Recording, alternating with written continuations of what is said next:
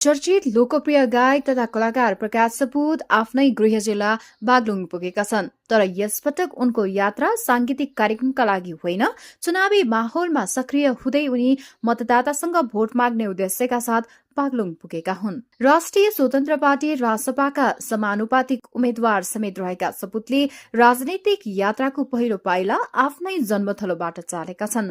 बागलुङको पञ्चकोट धाममा अवस्थित 5,555 किलो तौलको महाघण्ट अगाडि कालो पोसाकमा खिचिएको तस्विर सार्वजनिक भएपछि उनको उपस्थितिले थप चर्चा पाएको छ।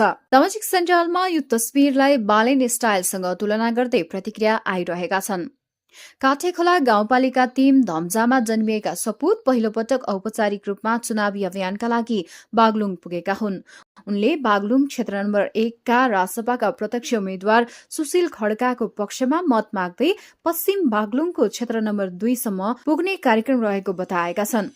यसका साथै सपुतले बजाङ र अछाममा समेत पार्टीका गतिविधिहरूमा आफू खटिएको जानकारी दिँदै आवश्यकता अनुसार अन्य जिल्लामा पनि चुनावी प्रचारमा जाने योजना रहेको उल्लेख गरेका छन्। गीत संगीत मार्फत समाजका मुद्दा उठाउँदै आएका सपुतले राजनीतिमा प्रवेशलाई धेरैले नयाँ प्रयोग र फरक आशाको रूपमा हेरिरहेका छन्।